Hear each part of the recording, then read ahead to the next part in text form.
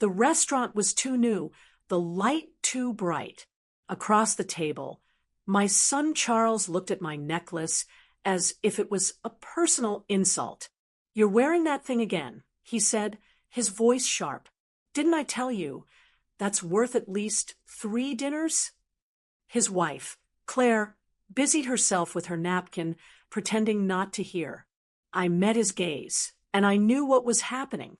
This wasn't a joke, it was a cruel test. And in that moment, I realized I hadn't come for dinner, but to finally say goodbye. I had come to this dinner with the hope of a simple, pleasant evening, but Charles's words and the coldness in his eyes made it clear that my presence was a burden. He leaned forward and in a low voice said, "If you want to eat here, maybe you should consider selling it." I smiled quietly, a bitter smile that didn't reach my eyes. Then I closed my purse and placed it on the empty chair beside me. I was finished. When the waiter came to our table, I stood up. "I won't be staying," I said calmly. Claire immediately flushed, her face turning red. "Oh, don't be dramatic, Martha. Charles was only joking." But he wasn't, and we all knew it. I reached for my coat. "Thank you for the invitation," I said, my voice steady. "I hope you both enjoy the evening." Charles stood up quickly, his knee hitting the table. "Mother, sit down. You're making a scene." I looked at him, my son, a 46-year-old man I had once stayed up all night to help after his father died. "I'm not making a scene," I said. "I'm just leaving." And I walked away. Outside, the cold wind hit me hard. I walked slowly, trying to stop the trembling in my hands from reaching my face. The pearls of the necklace, a wedding gift from my mother, felt cold against my skin. I remembered my mother, a woman who knew what it meant to survive. She would have understood. I sat on a bench and listened to the sounds of the city, but all I could hear was Charles's voice ringing in my ears. "Sell your jewelry if you want to eat here." It wasn't just the words. It was the way he said them, as if I were a heavy coat he wanted to take off. It was a moment that made all the years of giving, of scraped knees, late-night fevers, and endless loans feel completely worthless. And maybe they were. I looked at my small, brown purse. Inside was an opal ring I had planned to give to Claire as a peace offering. I almost laughed at the foolishness of it all. Instead, I got up and walked the long way home. My house was quiet and warm. It smelled faintly of cinnamon from the toast I had made that morning. I sat at my kitchen table, the pain in my knees just another reminder of my long life. I opened my small budgeting notebook, filled with pages of transactions, private school tuition, mortgage help, the new sofa they needed last year. I found a note I had written to myself months ago. "Remember who you are. Don't explain. Don't beg." I closed the notebook and stood up. I would not cry. Not again. Let them eat sea base. I had dignity and soup, and both would be warm. The house was not empty. It was filled with the quiet sounds of a life lived. The click of the radiator, the low hum of the refrigerator that sounded like my husband's sleeping breath. I made a cup of chamomile tea and sat in the living room, in the armchair where I used to read bedtime stories to Charles. The cushion still held the shape of his small body. On the wall were photos of a family that no longer existed in the same way. Charles with a gap-toothed grin on his first day of school, Charles at 13 holding a football, Charles and Claire on their wedding day. My dress was lilac, and I remembered Claire had wrinkled her nose at it, calling it grandmotherly. And then there was the last photo, me holding baby Simon, my only grandson. He would be 12 now, and I hadn't seen him in months. I sipped my tea and looked at the ceiling cracks. I wasn't sad anymore. It was something colder. I had stopped expecting thanks or affection long ago. What I had been hoping for was just basic kindness, a place at the table where my presence wasn't a transaction. My body was old and ached, but my mind was getting sharper. In the hallway closet, I found a brown folder I hadn't touched in 2 years. It smelled of mildew and old paper. Inside were check stubs, bank statements, receipts, and notes. I laid them out, one by one, a story of a lifetime of giving. Tuition payments, emergency dental work, a new air conditioner. A check for $10,000 marked Business Bridge that he had promised to pay back 8 years ago. Another for $4,500 for Claire's car. Just a small loan, Mom. I need something safe to drive Simon to school. They had asked so easily, and I had said yes just as easily. That's the hard part about aging. It's not forgetting the past, but remembering all of it. I found a crumpled note I had written to myself. Don't give more than you're prepared to lose. I smiled. It was too late. I put the papers back in the folder, each one a reminder of the truth. It wasn't just the dinner. It was all the years that led up to it. I had made myself smaller and smaller until my presence at dinner felt like a luxury they could take away. I stood up, my legs trembling a bit. I carried the folder to my desk and locked it away. Tomorrow, I would go to the bank. Tonight, I would sleep, not with worry, but with resolve. I wouldn't dream about what I owed. I would dream about what I still had. I woke the next morning to a soft, gray light. There was no rush. My age was a gift. I made coffee, wanting the bitterness of it. At 9 sharp, I was dressed and ready. The opal ring was still in my purse. I didn't want to drive. I wanted to walk. The cold air cleared my mind. As I walked to the bank, I felt a sense of steadiness. Inside, a young man named Terrence greeted me. I asked to speak to him about my accounts. I'd like to review all my outgoing payments and automatic transfers, I said, placing my folder on his desk.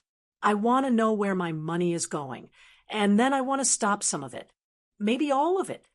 Terrence printed a list of payments for me, 14 transactions totaling over $6,300 a month for mortgages, education funds, and a car lease. Is something wrong, Mrs. Fletcher? He asked. No, I said, my hands folded on the desk. Nothing's wrong. I'm just finished. I told him to suspend every automatic payment immediately. He told me that some were for family members. I expect that. I said, it's overdue. I signed the forms and asked him to remove Charles as a secondary contact on all my accounts. You're sure? He asked. Very. I said, just me for now. I walked out of the bank feeling light, not with joy, but with clarity. There was no more pretending, no more trying to be useful to people who only called when they needed something. I didn't owe anyone an explanation. On the way home, I passed a law office. I stopped, then I went inside. The receptionist said a lawyer named Marcus was available in 20 minutes. I sat down. My coat was buttoned, my purse was closed, and for the first time in years, I was doing something without asking for permission. Marcus Harland was younger than I expected, but his handshake was firm. I want to adjust my will, I said, and I want to set up a trust. I want a clean start. We talked for nearly an hour. I told him about Charles, Claire, and Simon. I wasn't seeking revenge. I just wanted my will to reflect reality. Charles had been my sole heir after George passed, but Charles had made his own choices. Marcus asked if I wanted to disinherit them completely. I have a granddaughter, Joanna, I said, surprising myself. She visits once a month and sends handwritten letters. She gets the house, I said, and the car. Everything else goes into a trust. And your son? Marcus asked. He'll get a letter, I said. My hand shook slightly on the first line as I signed the new forms, but not on the second or third.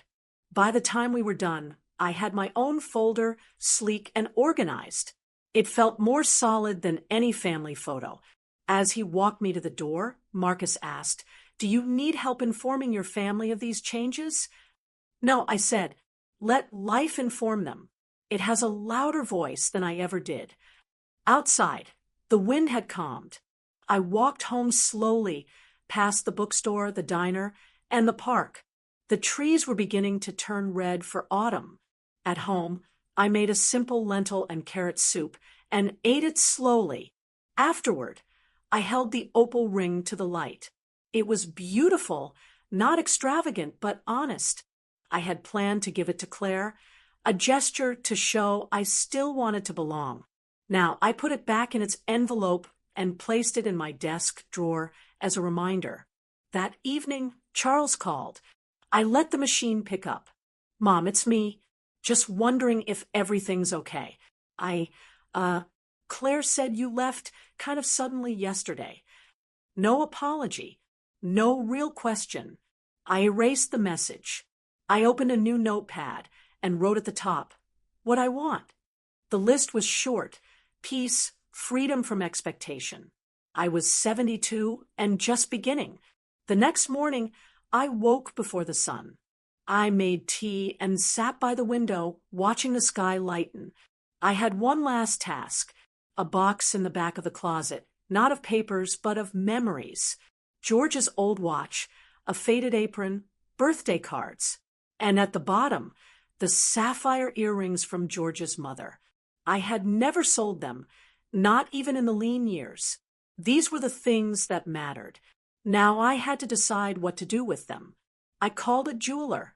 Not for sale, just for clarity, I said. He scheduled an appointment for me.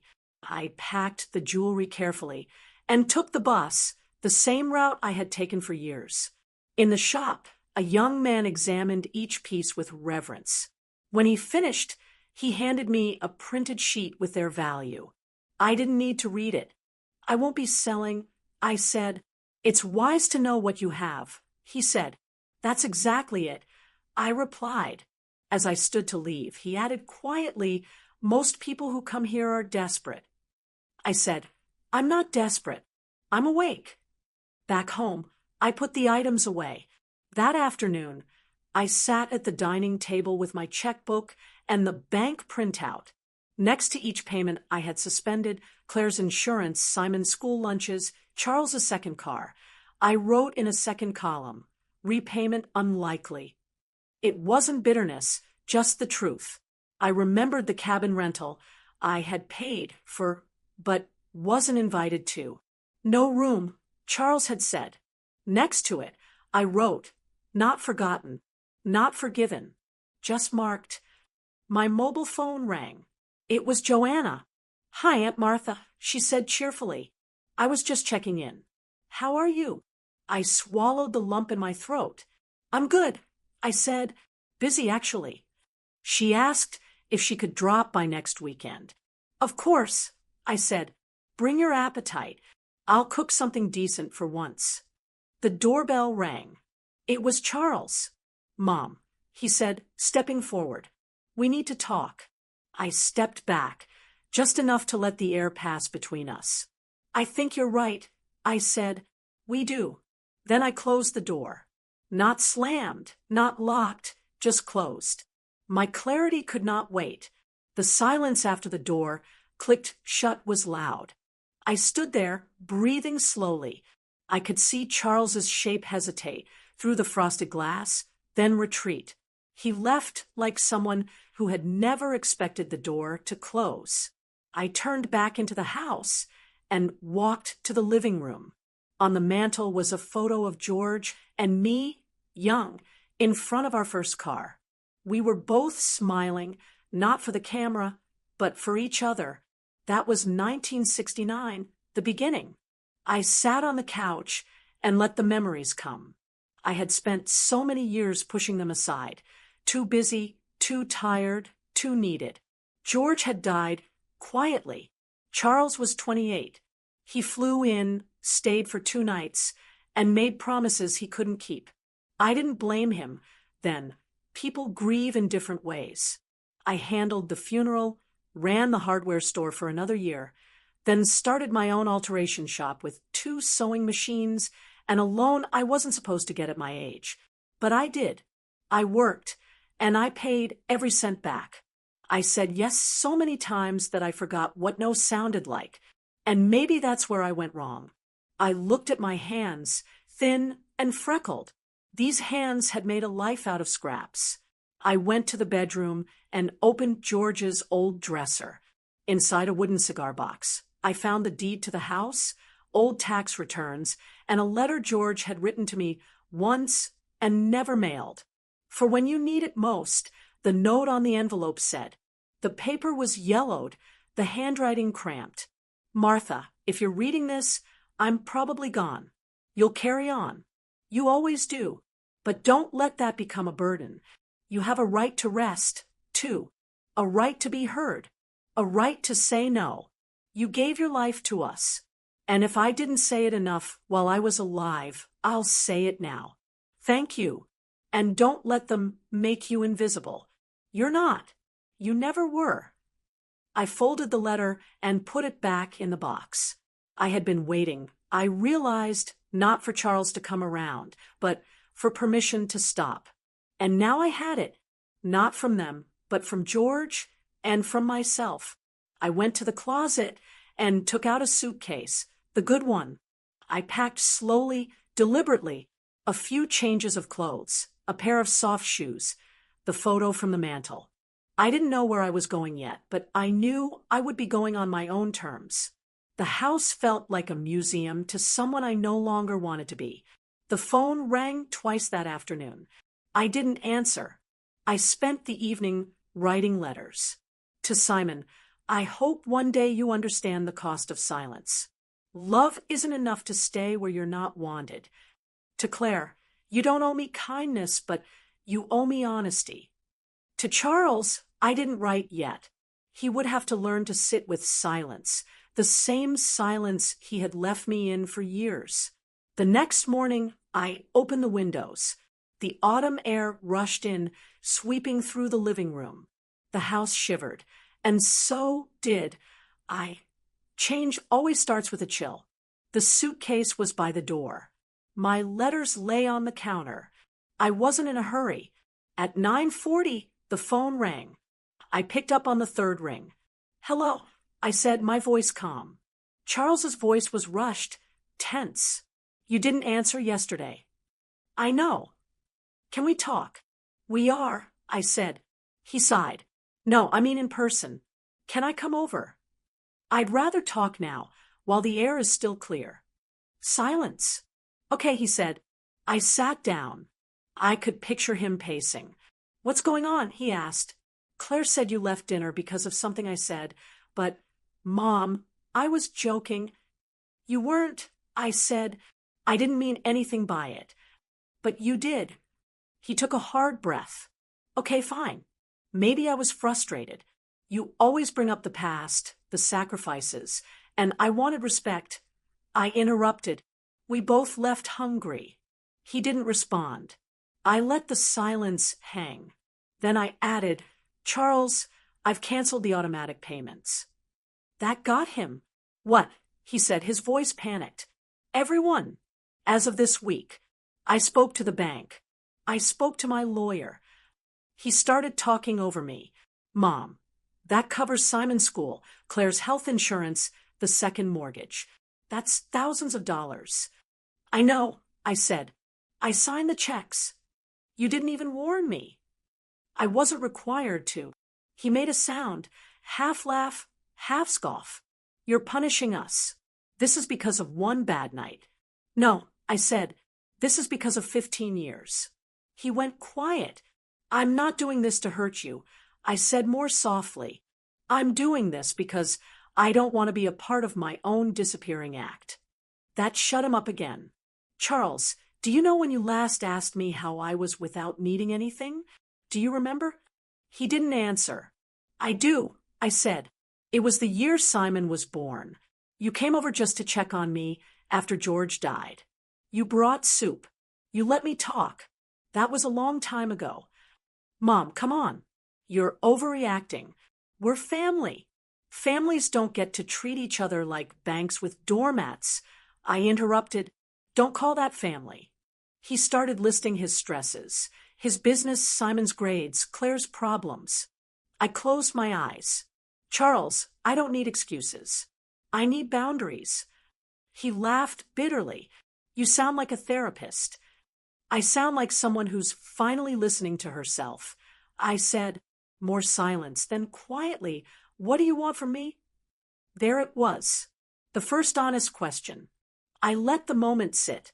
I want you to understand. I said, not just hear me. I want you to understand that I gave you my life. And somewhere along the way, I lost myself. And that ends now. He didn't say anything. I didn't rush to fill the silence. Finally, he said, so what? You're cutting us off. I'm choosing myself. I said, if that feels like being cut off, maybe it says something about how we've been connected. I don't know what to say. I know. Another pause. Then grudgingly, can I come by tomorrow just to talk? You can, I said, but not to convince me, not to reverse anything. Okay, he said. I waited, and for the first time in a long time, he added quietly, how are you, Mom? I felt the question in my chest. I'm still figuring that out, I said honestly. But today, I'm better than yesterday.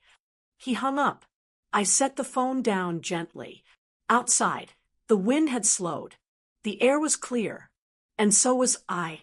The knock came just after noon the next day. I was ready. I opened the door. Charles stood there, his collar wrinkled, his hair messy. He looked tired. Hi, he said. I stepped aside. Come in. He sat on the edge of the couch, awkward and unsure. I sat across from him in George's old armchair. The distance between us was small, but felt vast. Thanks for letting me come, he said. I told you could. He nodded, but didn't meet my eyes. After a long silence, he said, Claire's furious. She thinks you're punishing us. I didn't respond. You really cut everything? He asked. Yes. And the trust? Claire's friend works in estate law. She heard something. I updated everything. I said, legally, permanently. Mom, his voice softened. Why now? Why so suddenly? It wasn't sudden, I said. It was slow, like dripping water carving stone. You just didn't see it. He rubbed his hands together. You think I've taken advantage of you. I know you have. He flinched. You're my mother, he said. I thought we had an understanding. We did. I gave. You took. That's not fair. No, I agreed. It's not. He leaned back, breathing hard. You don't understand the pressure we're under. Claire's job is unstable. Simon's grades are slipping. The mortgage. You've been saying that for 10 years, I interrupted. But somehow there's always money for new phones, for weekend getaways, for wine clubs and ski trips. That's Claire. No, I said sharply. That's you, too. You made the choices. You stood beside her while she looked through me like I was a staff member who overstayed her shift. He didn't argue. You're right, he said after a while. I guess I didn't think you'd ever say no. I do. I finished for him. He looked up and met my eyes. Yeah. I leaned forward. Do you remember the last time you hugged me without needing something? His mouth opened, closed. I do, I said. Simon was too. You dropped him off for the weekend. You kissed me on the cheek and thanked me. That was the last time you looked at me with something close to warmth. He swallowed hard. Mom, I'm not telling you this to hurt you, I said. I'm telling you this because I spent years thinking that if I gave enough, I'd be remembered, I'd be valued. But you can't buy love, Charles. All it did was teach you that I came with conditions you didn't have to meet. He ran a hand through his hair, his fingers shaking slightly. I didn't realize, he whispered. You didn't want to. He looked older now, from awareness, not from time. I just didn't think you'd ever pull away. I didn't pull away, I said quietly. You stopped holding on. Silence again. I don't know what to say. You don't have to say anything, I said, but you will have to live with how things are now. That's not punishment. That's reality. He nodded slowly. Do I get another chance? I tilted my head. What would you do with it? He didn't answer, and that was enough. I stood. Do you want pie? It's still warm. He looked startled. Yes, please. I brought 2 slices. We sat, not speaking, just eating. When he left an hour later, he paused at the door. I'll call, he said. Only if you want to know how I am. I replied. He nodded once. I will. I didn't know if I believed him, but for now, that was enough. The envelope arrived on a Tuesday. Inside was an invitation to a dinner honoring Simon's scholarship. There was no personal note, just my name. I hadn't seen Simon since he was 11. I picked up the phone and called Joanna. Are you free this Saturday? I asked. I have an event, and I'd like you to come with me. She said yes without a second thought. Saturday came, cold and fast. I wore a dark green dress and pearl earrings. Joanna arrived wearing navy and a quiet lipstick. You look like a woman who's about to close a chapter, she said. Not close, I replied. Just underline. The Willow Bend Country Club was exactly as I remembered. I spotted them at a table, Charles, Claire, and Simon, who was taller now. He saw me, and his smile faltered. I approached with Joanna behind me. Claire gave a tight-lipped smile. Martha, I didn't think you'd come. I was invited, I said. We were seated at a table near the back. That was fine. The speeches began. Claire spoke first, then Charles. He glanced at me once, but didn't name me. Then Simon stood. He was nervous, but not shy. He thanked his teachers and his parents.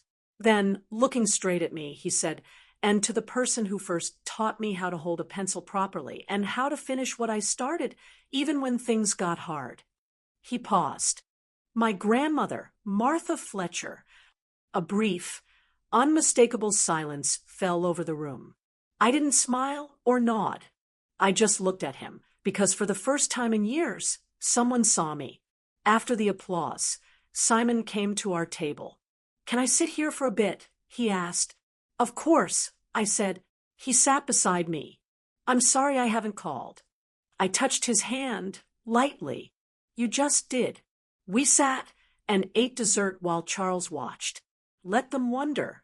I was done explaining. Simon had found his way back. That was enough. When the evening ended, people left, but Simon stayed beside me. Outside, he hugged me. I mean it, he said. Thank you for coming.